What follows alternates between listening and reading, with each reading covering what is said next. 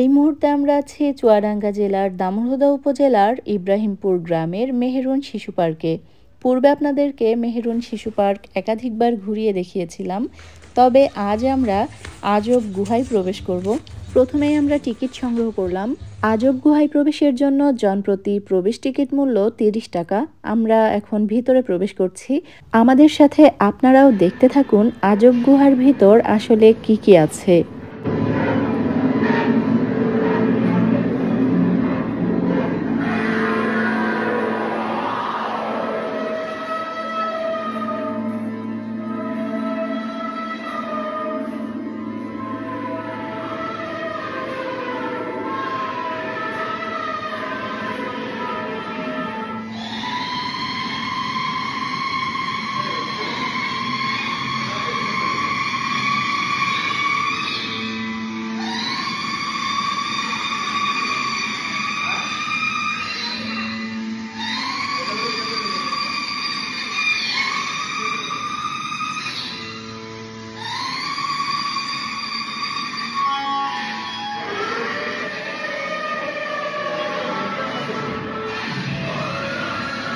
সম্পূর্ণ জায়গাটি একেবারে ভুতুড়ে করে রাখা হয়েছে, তবে এই জায়গাটি চাইলে অনেক সুন্দরভাবে উপস্থাপন করা যেত।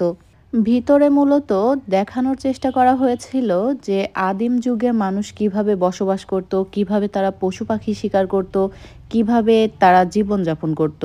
কিন্তু সম্পূর্ণ জায়গাটি একেবারেই ভুতুড়ে করে রেখেছে। যেভাবে আদি যুগের মানুষগুলোকে তৈরি করা হয়েছে, মনে হচ্ছে এক একটা ভূত উপরে নিচে বিভিন্ন জায়গাতে বসে আছে। প্রথমে কিন্তু অনেক বেশি মিউজিক ছিল এবং সাথে অনেক ধরনের আলো জ্বলছিল।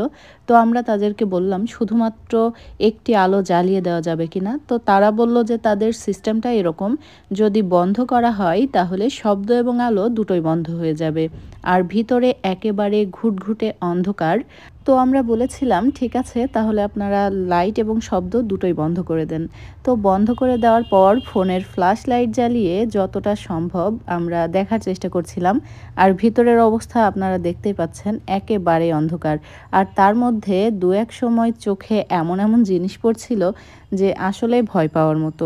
কিন্তু এই জায়গাটাকে চাইলে কিন্তু অনেক সুন্দরভাবে মানুষের সামনে তুলে ধরা যেত।